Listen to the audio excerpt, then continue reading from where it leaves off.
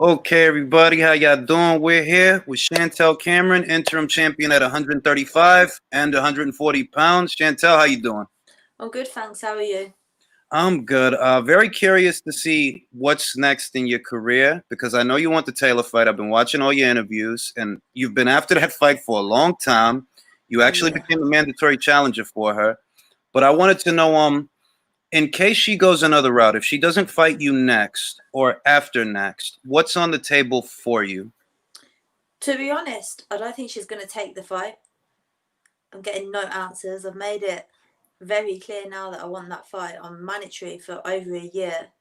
I feel like I deserve the shot, and I'm getting no answers. I don't think I'm going to get that fight ever. If I'm realistic, it's not going to happen Hmm. because I think I'm all risk, no reward.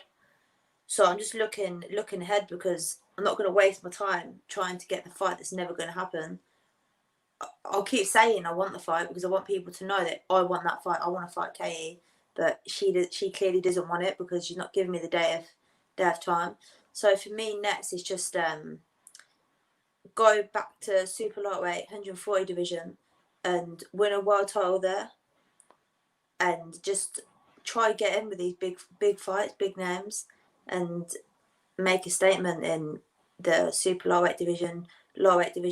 I'm even after a fight with Delphine soon, just because then I think if I fight Delphine, do a number on Delphine, then it's gonna open up a lot more people's eyes that I should be in the ring with Katie. She's the queen of the lightweight division, so I'm mandatory. I want to win all them belts. Yeah, I wanted to ask. You became the mandatory about a year ago. I believe that was the Anisha Bashir fight. Yeah. You didn't hear anything from Mauricio Suleiman, the WBC, as far as when are they going to order the fight? Because there was a lot of time there that they could have ordered the fight and they didn't. I was waiting to see if there was a mandate that came down, but I didn't see anything. No, so 140. I'm getting the shot at 140, but nothing in the lightweight division. Wow. Did they give you any ideas who you're going to be fighting at 140 pounds for that WBC title? Is it going to be Jessica McCaskill herself, or do they have a contender lined up for you that you'll fight for that title? Yeah, there's a contender lined up, but I can't say anything because I can't give it away. But yeah, someone's lined up. Okay, A cool. good fight, very good fight, tough fight.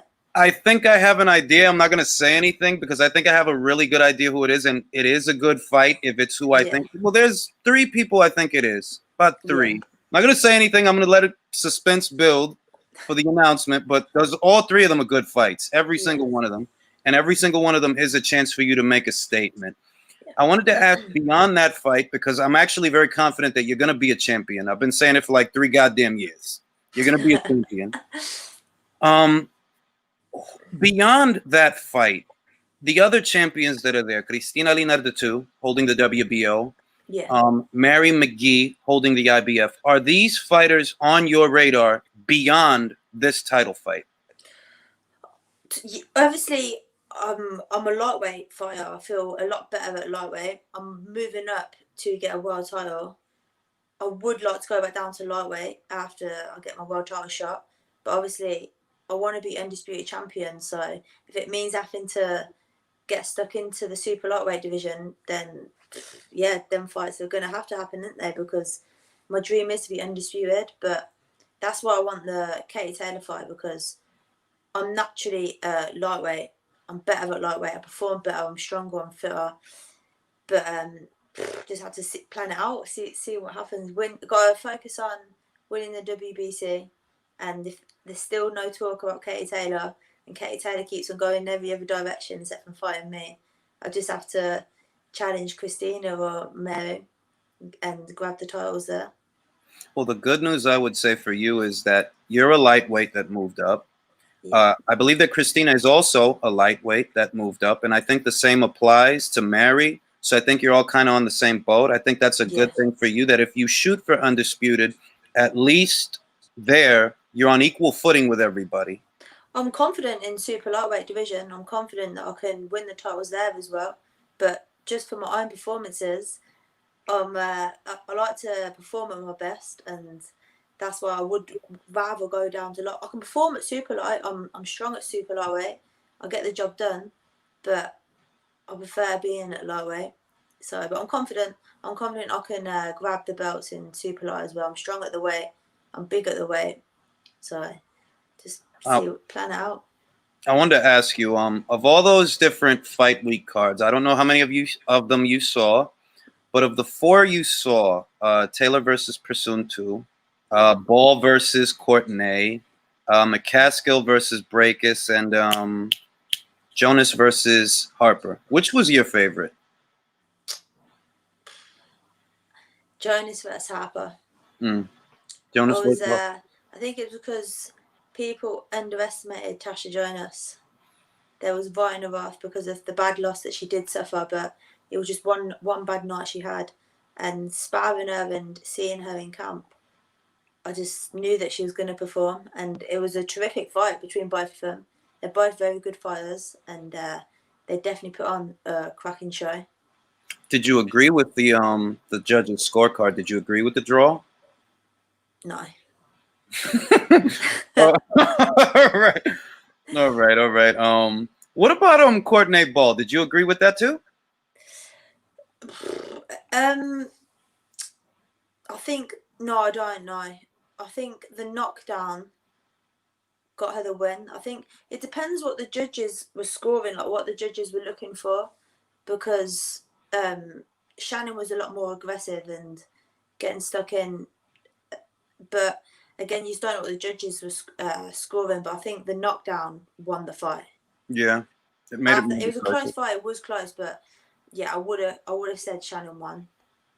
Now, just back to you. I don't think a lot of people know this about you, but you actually transitioned from kickboxing to boxing.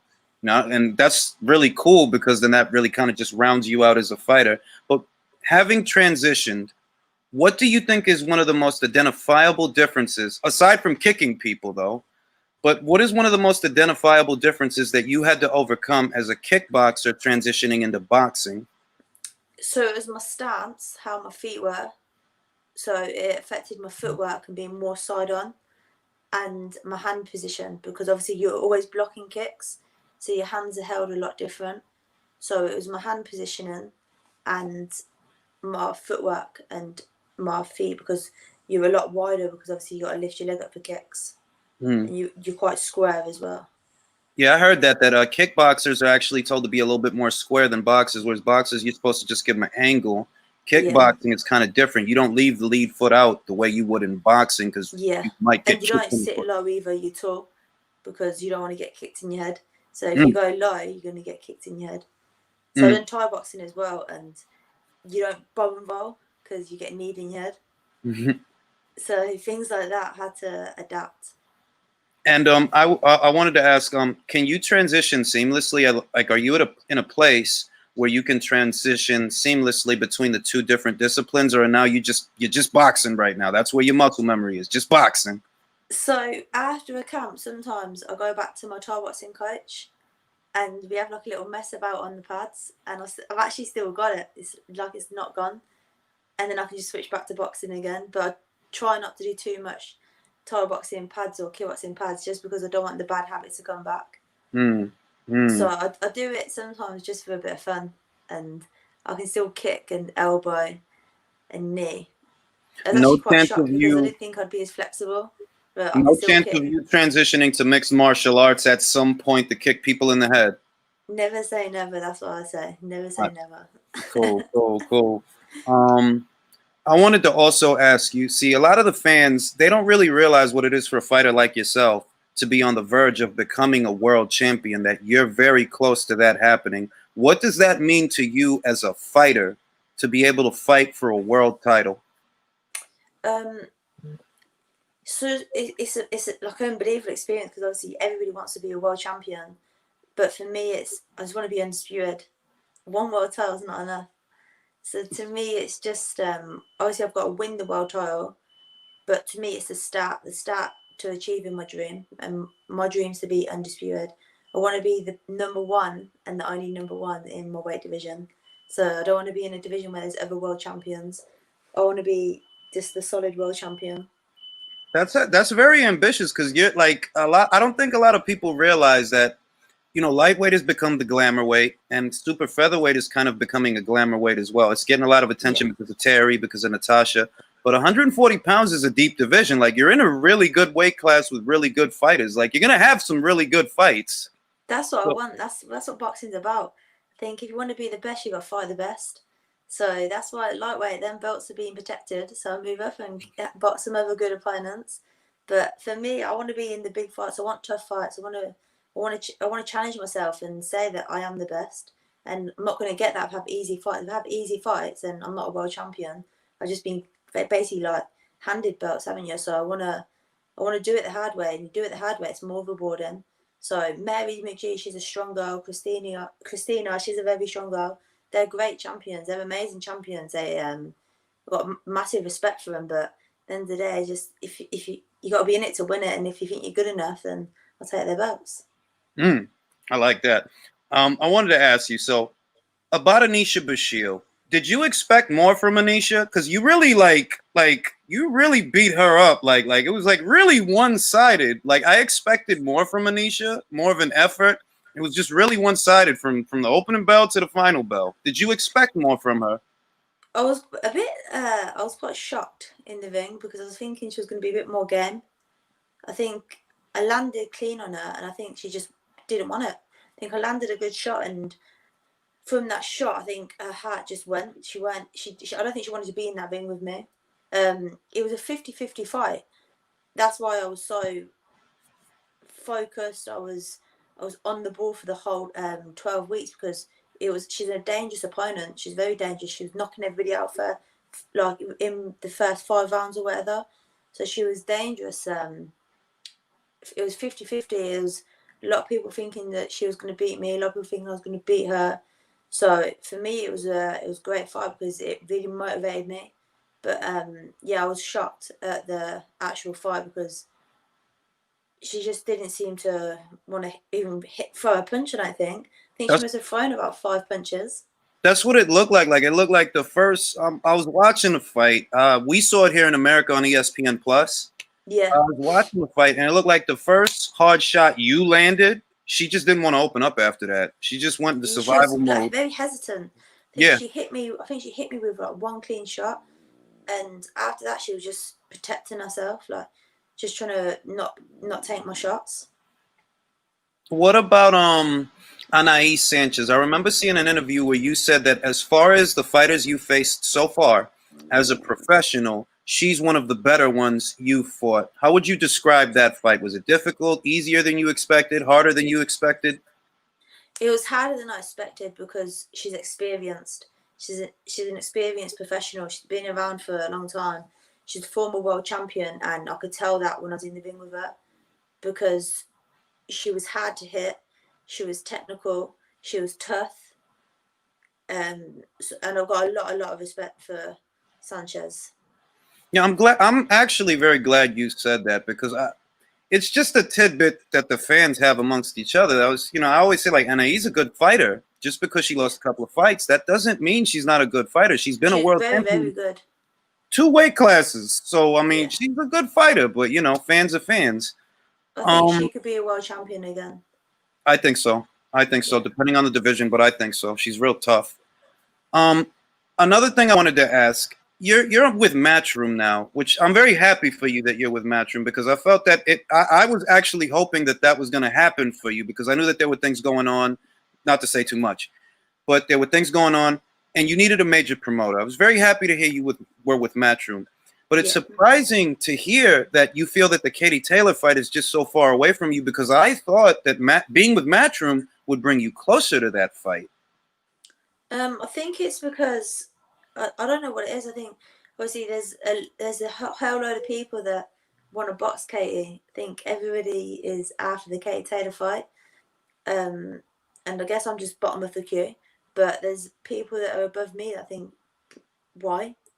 It doesn't make sense. But I'm just going to keep doing my thing. I'm going to keep performing, and everybody seems to be screaming. It's not even me screaming this fight. It's the fans. The fans. I'm getting tagged every day in something to do with Katie Taylor about me beating Katie, me versus Katie. So people are screaming for this fight, and I'm just going to keep performing, and it's my motivation because I think I'll do my talking in the ring and let everyone decide why I'm not getting the fight. Well, for what it's worth, outside looking in, I think you're going to get the fight. I actually do. I just don't think I don't think it's going to be within the next 2 fights because they seem to have so many plans for her. Yeah. I would say that I'd probably put that fight at maybe the end of 2021, perhaps the beginning of 2022, because it looks like they've got her booked for the next 2 fights. I mean, that's literally what it looks like. She's in demand, ain't she? She's in demand. Yeah, I mean, it looks like it could be McCaskill, it could be Gutierrez, it could be Serrano. I'm surprised that Serrano's name. I saw a graphic from Sky Sports, and they had Jonas in there, they had Serrano in there, and they had McCaskill in there. I'm like, oh, well, I understand Jonas being in there, I understand McCaskill being in there, but Serrano, didn't you guys try that already? Like, why wasn't it Cameron? They forgot my hashtag. They just missed out on my hashtag. That's all. I guess because I'm like, yo, they tried this already. It didn't work. Like, it was a year of buildup. Didn't work. Like, it should have been Cameron in the graphic instead of Serrano, but it's neither here nor there. What else? I wanted to ask you, because, you know, you're a professional. Fans like myself love to pick your brain. I don't know if you saw Breakus versus McCaskill, but if you did, how did you score it? And do you think the judges got it right? To be honest, I didn't actually see it. I've seen highlights, so I can't comment on that. Okay. But massive respect to both of them because Cecilia, like, what she's done for women's boxing is incredible, and what a champion. And McCaskill, she was the underdog, and she got them belts, so fair play to her. Okay. One last question. Well, hopefully, I might have another one. Is there any chance that you would move up to the welterweight division for a chance to fight, say, Jessica McCaskill? Oh, 100%, yeah. I thought I was going to fight her this year for the 140 belt, but she that's what I thought too. If the opportunity was there, yeah, of course, because she's not naturally in that weight division either. So, yeah, I'd move up. It's a chance for all of the belts. Cool. Wouldn't be my best weight, but fight's a fight. Cool. Lastly, what do you have to say to everybody at 140 pounds? The champions, the contenders. What message does Chantelle Cameron have for all these girls out there that acting like they want problems? I'm coming through. All right. Cool. All right, Chantelle, it was good talking to you. Hope to have you on again another time. Best wishes and rest up. Thank you very much. Cheers for having me on as well. All right. Bye-bye. Bye-bye.